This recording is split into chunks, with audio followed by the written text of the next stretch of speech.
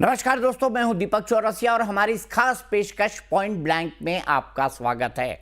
आप जानते हैं इस कार्यक्रम में हम विशेष चर्चा करते हैं हफ्ते के सबसे बड़े मुद्दे पर, और आज का जो मुद्दा पूरी दुनिया में छाया हुआ है वो है ईरान, अमेरिका और इजराइल का महायुद्ध, जो अब और घातक और गंभीर होता जा रहा है। अब ऐसे में क्या युद्ध विराम की कोई संभावना है? ट्रंप 10 दिन की मोहलत और दे रहे हैं ईरान के ऊपर जो हमले करने में, उनके ऊर्जा संयंत्रों के हमले करने पर ट्रंप ये टाइम क्यों ले रहे हैं? ईरान और इजराइल ताबड़तोड़ हमले एक दूसरे पर क्यों कर रहे हैं? इसके अलावा ट्रंप का गेम प्लान क्या है? नेतन्याहू को कैसे समझेंगे? भारत इन सब के बीच कहां खड़ा है? प्रधानमंत्री नरेंद्र मोदी की कूटनीति इस पूरे मामले पर कैसी है? इसके बारे में बात करने के लिए हमारे साथ एक बेहद खास मेहमान है, भारत के वायुसेना के प्रमुख रह चुके air chief marshal RKS Bhadauria. Sir, आपका बहुत बहुत स्वागत है। सबसे पहले ये जानना चाहूंगा आपसे, ये युद्ध लगभग 1 महीना आप कहां जाता देख रहे हैं? आपको लगता है क्या ये और लंबा खींचेगा? आपका आकलन क्या कहता है? देखो, आज जो सिचुएशन है, अगर ऑब्जेक्टिवली देखें तो मिलिटरीली देखें तो जो भी US के ऑब्जेक्टिव्स थे वो अचीव हो चुके हैं। ऑल्दो उन्होंने रेजिम चेंज शुरू में बोला था, बाद में उसको डिफरेंट तरीके से बोला। चाहे आप न्यूक्लियर इंस्टॉलेशन देख लें, बैलिस्टिक मिसाइल्स, ज़्यादातर कॉम्बैट कैपेबिलिटी, डिस्ट्रक्शन। इज़राइल के अगर तरफ से देखा जाए तो रेजिम चेंज उनके लिए बहुत ज़रूरी है, उनका एक बहुत स्ट्रॉन्ग ऑब्जेक्टिव है, बट उनके दूसरे ऑब्जेक्टिव न्यूक्लियर उतना ही ज़रूरी है, प्रायोरिटी उस तरफ है। एंड बाकी overall destruction of Iranian military capability. तो मिलिट्री ऑब्जेक्टिव देखे जाए तो अचीव हो गए हैं। तो मेरे हिसाब से अब ये एक तरह से US एंड इज़राइल एक एस्केलेशन ट्रैप में आ गया है, बिकॉज जिस तरह से ईरान ने रिस्पॉन्ड किया है, एंड बैलिस्टिक्स मिसाइल का यूज़, ड्रोन्स का यूज़, माइंस का यूज़ हॉर्मुज़ में, एंड जिस तरह से वेस्ट एशियन कंट्रीज़ पे कुछ टारगेट्स ऑफ मॉडर्न सिंबल्स, जो मॉडर्नाइजेशन के इकोनॉमिक टारगेट्स, एंड वो डिफेंड नहीं कर पाए प्रॉपरली। तो इस तरह से आके अब ये कॉम्प्लेक्स हो गया है।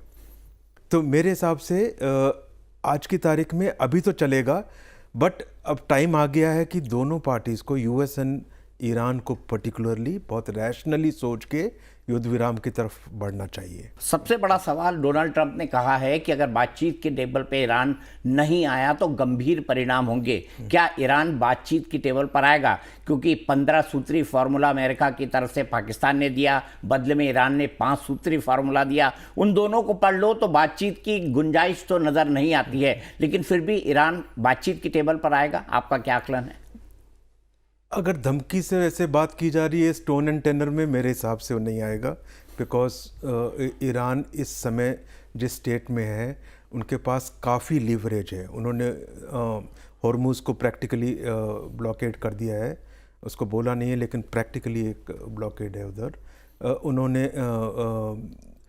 उनकी जो क्षमता है वेस्ट एशियन, आप खाड़ी के देशों को देखो, एंड उनकी क्षमता वहाँ एनर्जी टारगेट्स को टारगेट करने की, एंड इकोनॉमिक टारगेट जैसे मैंने बोला, एंड रिपीटेडली वो इजराइल को भी टारगेट कर रहे हैं। तो इसलिए अब वॉर को एंड करने में उनका एक कंट्रोल है।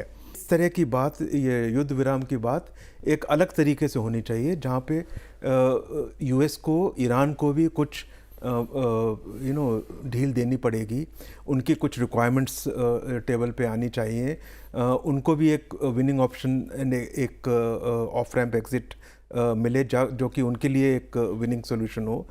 क्या आपको लग रहा था कि ईरान इतना सस्टेन करेगा, इतना लंबा लड़ पाएगा? ईरान की प्रिपरेशन अच्छी रही है, अगर आप ईरान के पर्सपेक्टिव से देखें। ऑब्वियसली उन्होंने स्पेशली जो लास्ट ईयर हुआ उसके बाद उन्होंने और भी तैयारी की, तो उनका अगर डिफेंस वाइज देखें, कंप्लीट एयर डिफेंस, कंप्लीट जो भी उनका प्लानिंग थी वो पूरी फेल हुई। वो पूरा वो लोग डिस्ट्रॉय कर पाए। एंड एयर सुप्रीमेसी देखें तो वो कंप्लीट US एंड इजराइल की है। पर उनका use of ballistic missiles, use of some combination of ballistic, जैसे उन्होंने उसमें क्लस्टर एमुनिशन का यूज़ किया, तो जब बैलिस्टिक मिसाइल इंटरसेप्ट भी हो जाती है तो कुछ ना कुछ डैमेज वहाँ पर कर रहे हैं इजराइल पे, उसका बहुत इफ़ेक्ट होता है। उनका यूज़ ऑफ ड्रोन्स कॉम्बिनेशन में, एंड उन्होंने खाड़ी के देशों में अमेरिका की कैपेबिलिटी टू डिफेंड देम एक उसको एक्सपोज कर दिया है। अमेरिकन एबिलिटी वहाँ पे to defend against ballistic missile अच्छी रही है, सारी डिफेंड किए हैं, बट ड्रोन्स काफ़ी ऐसे निकल गए हैं जिन्होंने अपने टारगेट्स पे हिट किया है, चाहे वो कुछ एनर्जी सोर्सेज पे हो, चाहे कुछ एयरपोर्ट पे हो। यूएई देख लीजिए, बहरीन देख लीजिए, उनके जो जितने भी यूएस बेसेस हैं उनको अटैक किया। उसके बाद उन्होंने जितने संभल डेटा सेंटर्स, कुछ होटल्स जहाँ पे वो लोग रह रहे थे, जहाँ पे रह रहे हैं, सो एक तरह से उन्होंने ये कर दिया कि ड्रोन्स के अगेंस्ट उनके पास पूरी फुल प्रूफ सोल्यूशन नहीं है। अगर बैलिस्टिक्स एंड ड्रोन्स के कॉम्बिनेशन में उनकी यूटिलाइजेशन देखी जाए तो वो उनका एक हाई पॉइंट रहा है। ईरान ने कहा कि युद्ध अमेरिका और इजराइल ने शुरू किया है, ख़त्म हम करेंगे। क्या ईरान की इतनी कैपेबिलिटी है कि वो इस युद्ध को ख़त्म करे? आप मिलिट्री कैपेबिलिटी बोल रहे हैं, इसके ख़त्म करने के लिए वो ज़रूरी नहीं है। उन्होंने भी बहुत अकल से काम किया है और बहुत स्ट्रैटेजी से काम किया है, एंड एक low cost availability of drones जो उन्होंने लाखों में बना लिए थे, उसकी अवेलेबिलिटी एंड हॉर्मुज़ को ब्लॉक करने की एबिलिटी, बिकॉज वो वहाँ बैठे हैं with some simple mining operations, and खाड़ी के देशों को अटैक करके उनकी वल्नरेबिलिटी को एक्सपोज करके, एंड उनके एनर्जी को अपने उनको डेमोन्स्ट्रेट भी कर दिया, बट उसके आगे डिस्ट्रॉय नहीं किया। तो इस हिसाब से उन्होंने जो अपनी एबिलिटी का यूज़ किया है, अब ख़त्म करने के लिए उनका बड़ा हाथ रहेगा, उनकी हाथ तो होनी पड़ेगी। एंड देयरफॉर ये बोला जा रहा है कि अब कंट्रोल उनके हाथ में है, और ये बात सही है। लेकिन सर, बड़ा सवाल ये है कि इतने ताकतवर है अमेरिका, इतने बड़ा ताकतवर है इजराइल, अमेरिका की पूरी नौसेना आसपास लगी हुई है, पर्शियन गल्फ में लगी हुई है, फिर भी स्ट्रेट ऑफ हॉर्मुज क्यों नहीं खुलवा पा रही है? स्ट्रेट ऑफ हॉर्मुज खुलवा पाना एक बहुत कॉम्प्लेक्स ऑपरेशन है, बिकॉज ईरान वहाँ बैठा है, एंड ये एक कॉम्प्लेक्सिटी है। बेस्ट नेवी होते हुए भी आप वो शिप्स, आप वो कैरियर उसके पास नहीं ले जा सकते। आप वो शिप्स नहीं, बिकॉज आप उनकी वेपन्स की रेंज में आ जाएंगे, एंड जब भी कैरियर उन्होंने कुछ अटैक्स कैरियर पे किए हैं, दूसरे शिप्स पे किए हैं, मिसाइल मारी है, तो जैसे ही वो रेंज में या उसके पास आते हैं तो वो उनको अटैक करते हैं। ये एक वनरेबिलिटी है नेवल फ्लीट्स की ऐसे एरियाज में जो एक्सपोज होती है। They are vulnerable to missiles, mines बिछा रखी है उन्होंने समुद्र के अंदर। सिंपल माइंस, हाँ। तो स्ट्रेट ऑफ हॉर्मुज इतना नैरो है कि एक सिंपल माइनिंग ऑपरेशन से वहाँ पे काफ़ी कुछ कंट्रोल कर लेते हैं।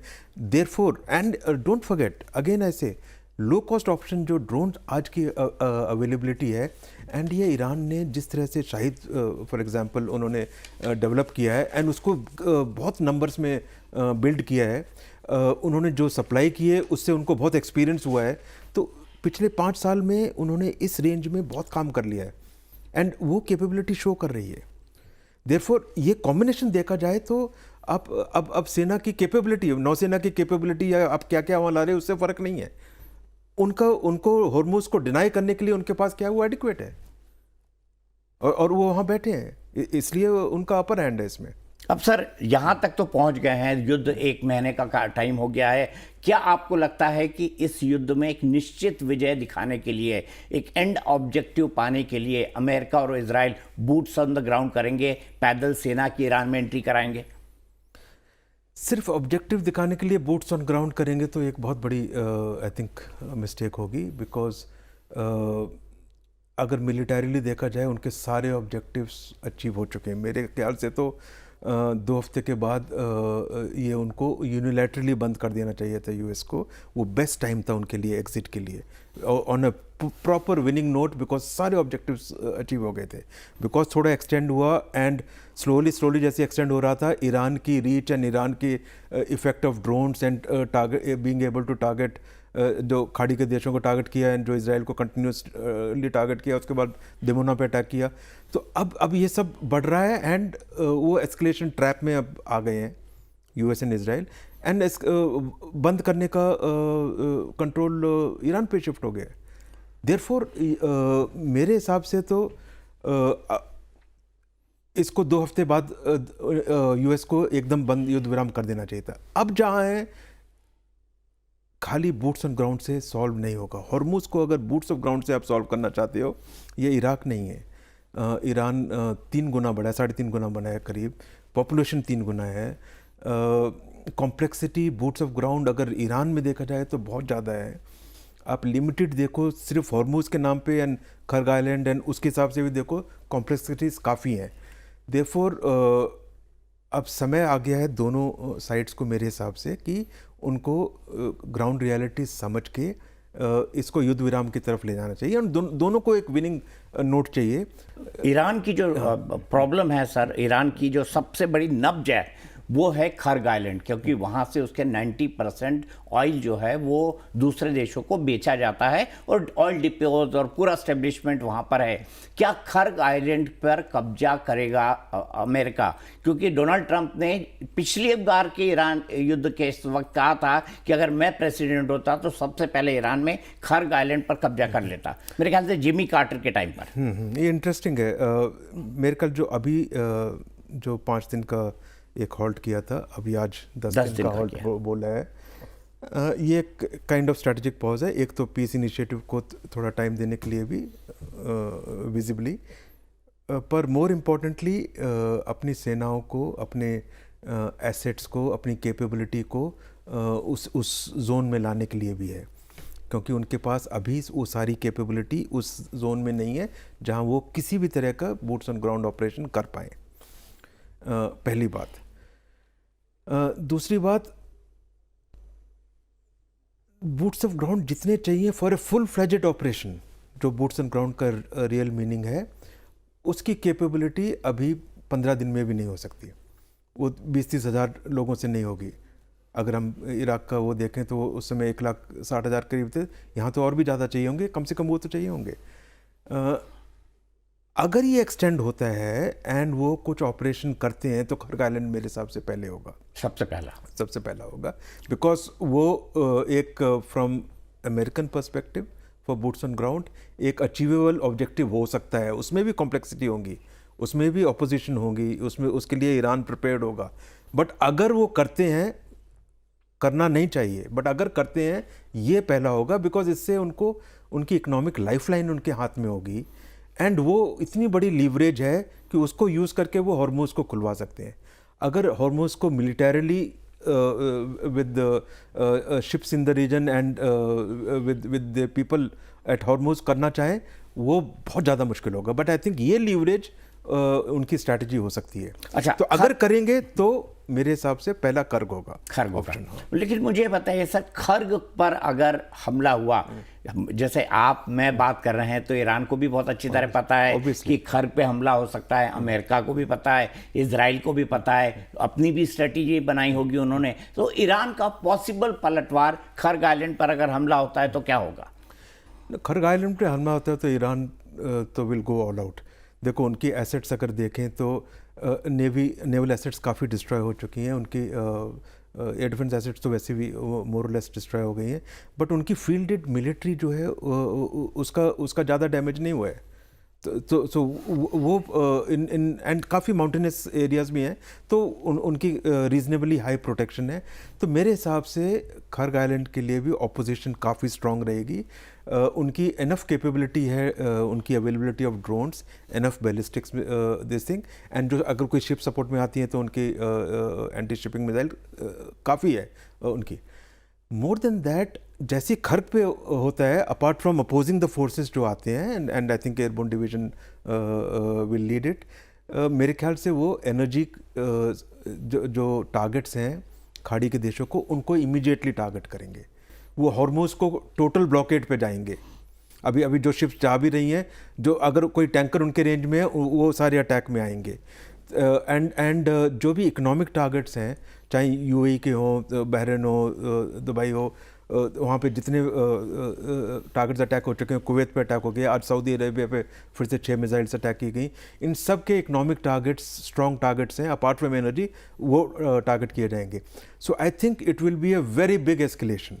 आपको पता है हमारे देश में भी बहुत जल्दी राय बनती है, सब लोग राय देने लगते हैं, क्रिकेटर को, नेता को, फिल्म स्टार को। तो हमारे यहाँ भी राय ये बनी है, कई लोग ये कह रहे हैं लगातार कि ये ट्रंप की दादागिरी है। क्या आपको ऐसा लगता है? हाँ, मेरे हिसाब से तो प्रेसिडेंट ट्रंप से ज़्यादा ये इजराइल की दादागिरी है। जो लड़ाई शुरू करने की ये इजराइल का हाथ रहा है, एंड यूएस का फेस रहा है, उनकी पूरी सपोर्ट रही है, एंड देयरफॉर यूएस का वार हो गया। बट अगर रियल वो देखें, मेरा तो मानना ये है कि उनकी है। बट अगर प्रेसिडेंट ट्रंप की दादागिरी की बात करते हैं तो अब वो टाइम आ गया है कि उनको दिखानी चाहिए दादागिरी, इसको बंद करने में।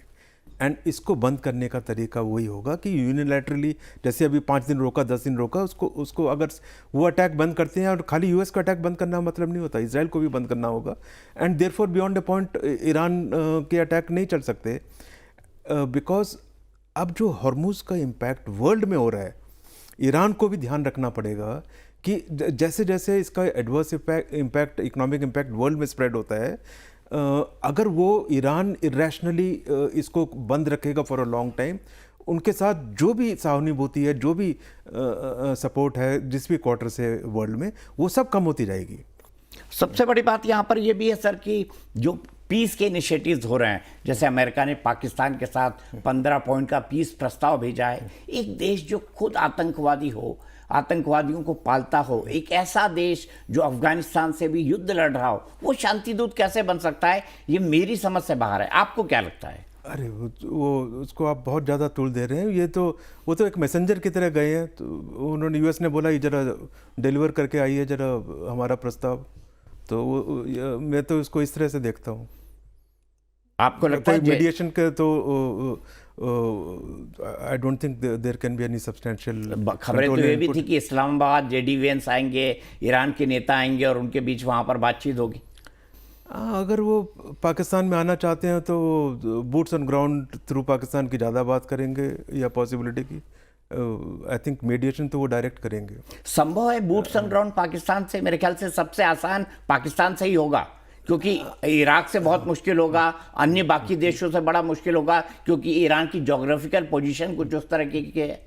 या अगर देखा जाए from ground perspective yes, but मेरे हिसाब से वो हालात आएंगे नहीं, एंड वो सिचुएशन आएगी नहीं। अभी तक तो एक रीजनल युद्ध है। क्या आपको लगता है कि आने वाले समय में कुछ ऐसी परिस्थितियां बनेंगी कि यह विश्व युद्ध में बदल जाए और दो खेमे में दुनिया बट जाए? मेरे हिसाब से नहीं, बिकॉज मुझे कोई ऐसी इंडिकेशन नहीं दिखती जिसमें चाइना या रशिया इसमें किसी भी तरह से इन्वॉल्व हो रहे।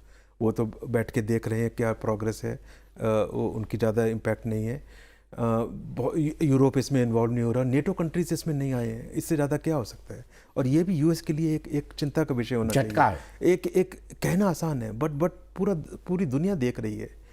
आपके अपने नेटो अलाइज आपके साथ में नहीं आए हैं, वर्चुअली मना कर दिया है या बिना मना किए मना कर दिया है, तो आप एक तरह से अकेले पड़ रहे हैं। यूएस ने स्ट्रेट ऑफ हॉर्मुज खुलवाने के लिए 7 देशों से रिक्वेस्ट की, उनमें से ज़्यादातर ने ठुकरा दी। क्या आपको लगता है कि ये अमेरिका की दादागिरी की अंत की शुरुआत है? इतनी सिंपलिस्टिकली नहीं देखना चाहिए। देखो, आज की तारीख में उनकी जो मिलिट्री प्रोवेस है और उनकी जो मिलिट्री कैपेबिलिटी है, वो आपने देख लिया उसका इम्पैक्ट। ओके, वो उनकी रियल कैपेबिलिटी है। उसको किस तरह से यूज़ किया जाए, किस कंडीशन में सबको मिला के क्या किस तरह से माहौल बना के, वो दूसरी बात है। बट मिलिट्री कैपेबिलिटी वाइज वो एक स्ट्रॉन्ग कैपेबिलिटी है। दूसरी बात, इसमें 2-3 अहम चीज़ें हुई हैं।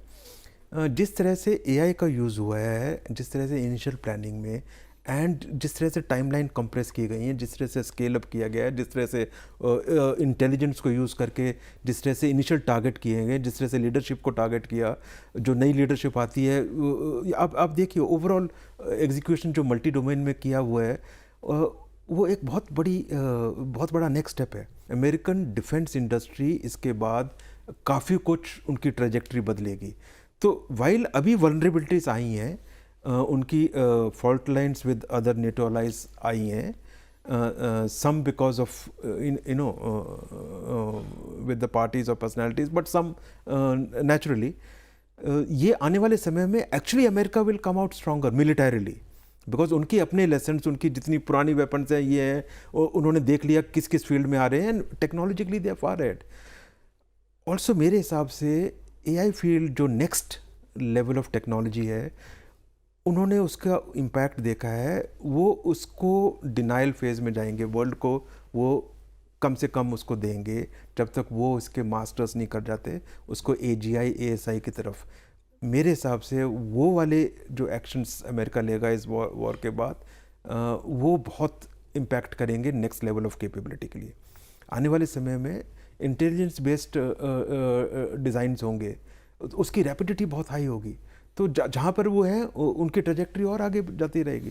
2003 में सर मैंने इराक वॉर कवर की थी, लगभग 2 महीने में बगदाद, कुवैत और बाकी इलाकों में रहा था, और मेरा इम्प्रेशन ये था कि एक तो तेल और दूसरा हथियारों की टेस्टिंग, रिपीटेडली कोई ना कोई ऐसा मौका अमेरिका ढूंढता है जिससे वो तेल पर अधिक से अधिक कब्जा कर सके और अपने नए बने हथियारों को टेस्ट करके उनको पूरी दुनिया को बेच सके. मेरा ये पर्सपेक्टिव कितना आप ठीक मानते हैं?